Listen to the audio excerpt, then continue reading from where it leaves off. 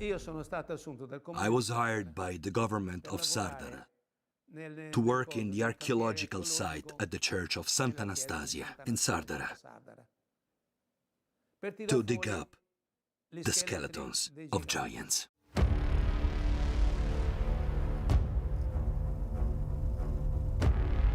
The bones of giants were buried among the nuraghe ruins and tombs beneath the Church of Sant'Anastasia. We even discovered two dead giants embracing each other. They were complete skeletons. The larger one was over 9 feet tall.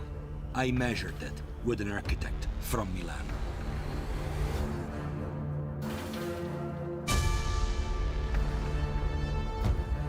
Whenever we found the bones of giants, we would carry them into the church. Everything went into the church. The bones, the artifacts, everything. We would arrange them on a large table inside of the church. There were bones of both normal-sized people and giants. Every day, that table would be full of artifacts. The bones of the giants were enormous. Hands, feet, and skulls 3 or 4 times the size of ours. But everything would disappear overnight. The next day, there would be nothing left. Everything would just disappear. It was always like that. As soon as we would find something, the next day everything would be gone. And we never knew where that stuff went.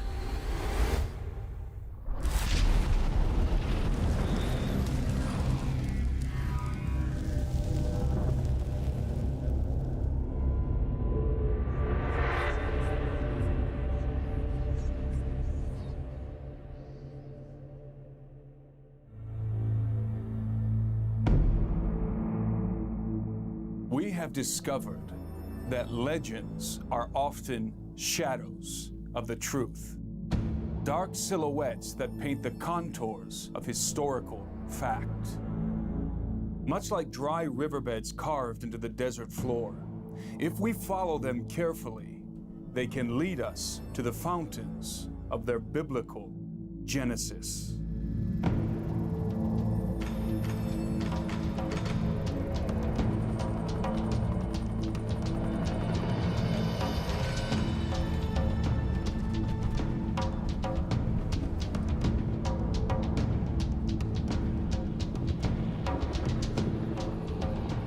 The footprints of history's true legends have led us to the desert southwest of the United States, where our path has converged with Tom Horn, a fellow researcher who has been investigating the mysterious disappearance of the Anasazi Indians.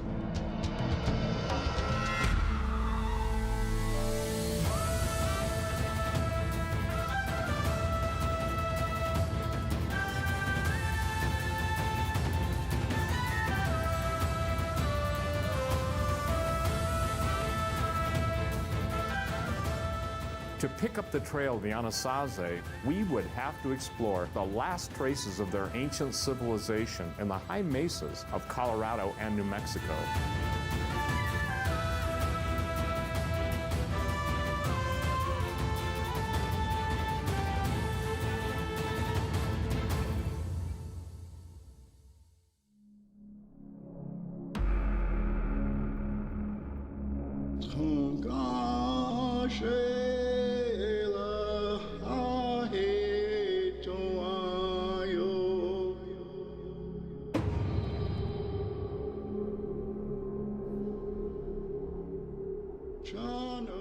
The Anasazi were an ancient people that flourished in the Four Corners region of the United States for thousands of years, until something drove them into the cliffs of the canyons and they disappeared.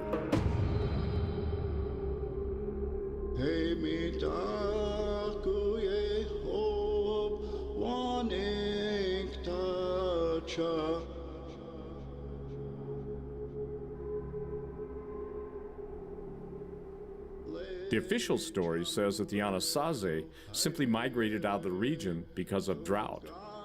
But the fortresses they built in the cliffs before their sudden disappearance suggest something much more gruesome may have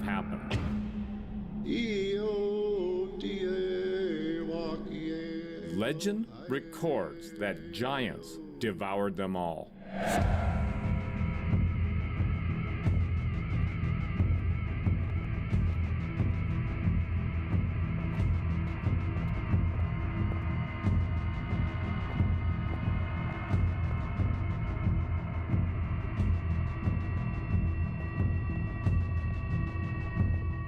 Our third generation medicine man made the point that if we would have asked his grandfather why they would have gone through such Herculean efforts to move all this debris, right? They had to bring all of this from way down in the valley up here to build this edifice. It was because a portal opened, a doorway, and the giants came up out of the earth. And around the same time that Moses is on the other side of the world writing in, there were giants in the earth in those days. So it was a testament that they were trying to build something here to defend themselves from against something that was incredible, astonishing. The traditional narrative concerning the Anasazi is that over a long period of time, 9 years, they gradually migrated away from this area because of drought.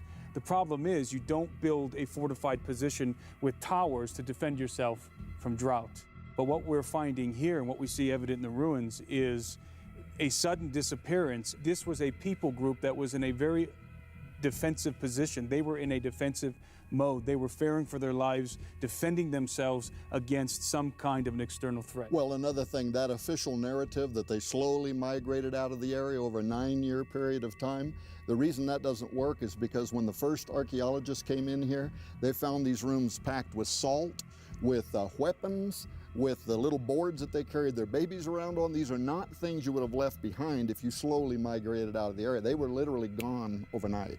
And even the archaeological evidence from different digs around here is they could never account. The anthropologists had a hard time figuring why the brutality, the brutality associated with the disappearance of the Anasazi. It's almost like they were eaten on the run. The news is coming out that the evidence that the archaeologists first were basing some wrong conclusions on has now been set aside. This was the violent overthrow of the Anasazi.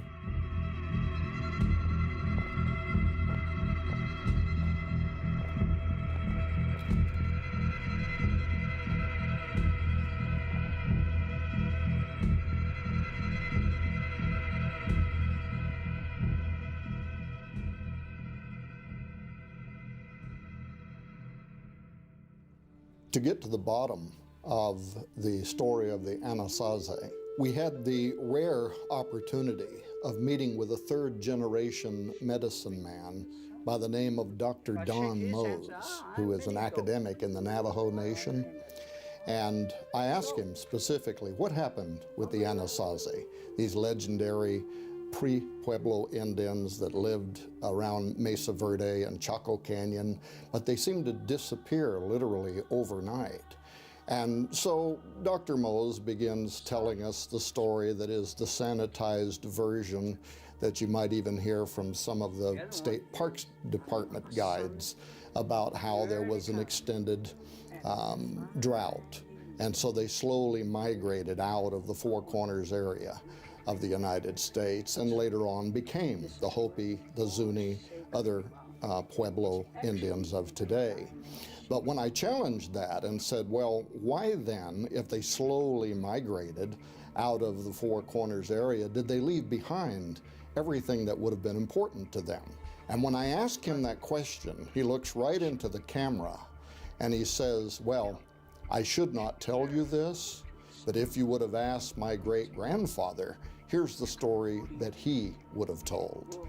And then he begins telling this epic, if you will, of a time before time when doorways in the Four Corners area of the United States opened and giants came up from out of the earth and began persecuting and cannibalizing the Anasazi, and the Anasazi fled for their lives. And this was the first great clue that we had, that if we went back to the original stories of the Pueblo Indians, we would receive an entirely different narrative that involved the arrival of this reptilian being that deceived the Anasazi, that taught them how to use their kivas for pharmakia, what Dr. Mose called sorcery.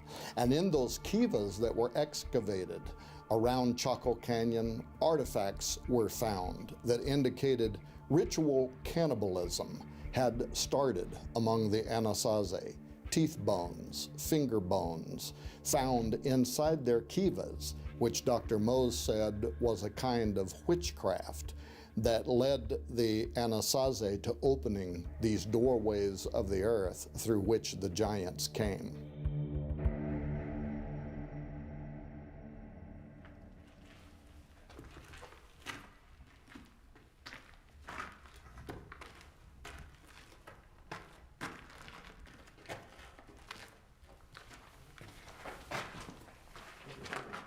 This is part of Chaco Canyon. Everybody today, the experts all say that this was probably the capital of the Anasazi. And also, you know, what I found interesting was how some of our Indian guides and members of the tribes, they also refer to this as the Babylon of the Anasazi history. Very mysterious stuff was going on here, and part of that we might assume was happening inside these kivas. Now, we just learned that there were more than 40 of these very, very large kivas. These are some of the largest kivas I've ever seen. What is a kiva?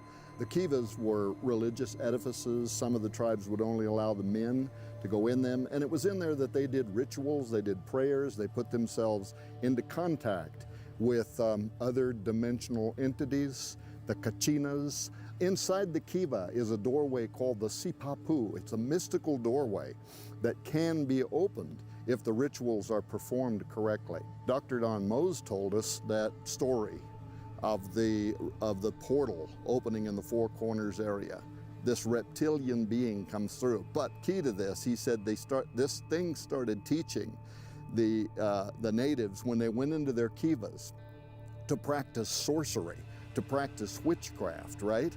And that was when he said, through the sipapu, through the holy doorways that are in the kivas, maybe a mystical doorway opened. But suddenly, these very terrifying entities, these beings, including the giants, emerged onto the earth and began cannibalizing, destroying. In the petroglyphs, even right here in Chaco Canyon, are the giant six-toed footprints and six-fingered fingerprints.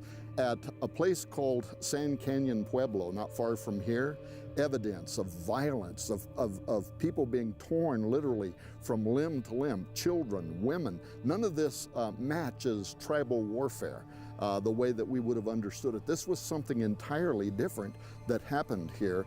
But in those kivas, they found strange artifacts. In each of the kivas, one finger from the hand, 3 teeth from the mouth. It was sorcery. It was black magic, we would call it, right?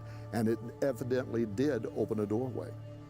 So according to ancient Navajo tradition, the Anasazi people opened some kind of a portal and unleashed something dark and sinister on the earth, possibly in this very location. I would not say that it's Navajo tradition.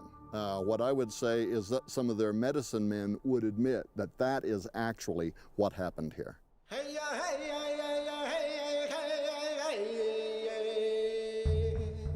During our expedition in the desert Southwest, we met with some of the elders of the Pueblo Indians to discuss their knowledge relating to the giants and stargates.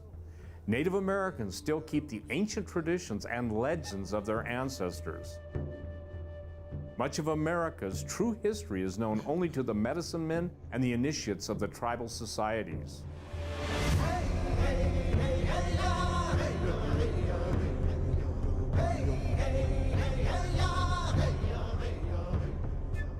Among the closely guarded secrets they keep from the outside world is information regarding the race of giants that once inhabited the Americas and the portals through which some of them were fabled to have emerged. Our Pueblo Indian friends related many things to us off camera that they didn't want us to record. One of the most astonishing things that they told us pertained to the activation of what they called stargates. We were told that the highest ranking medicine men from each tribe gathered together every year in a specific location in the desert to open a dimensional portal, a stargate. And this isn't some kind of vision quest or peyote hallucination. According to them, their medicine men know how to open the gates. They describe the gate to us in technological terms. In other words, it has physical composition. It's not merely a metaphysical abstraction. They talked about a screen-like apparatus that, when activated, has the appearance of flowing water. And they claim that their medicine men are able to communicate with entities on the other side of the gate, and even receive foreknowledge of important events in advance. They told us of the moment in which they had received the vision of 911 days before it had happened, and they were all so very troubled by the fact that they saw these planes moving through the air, crashing into these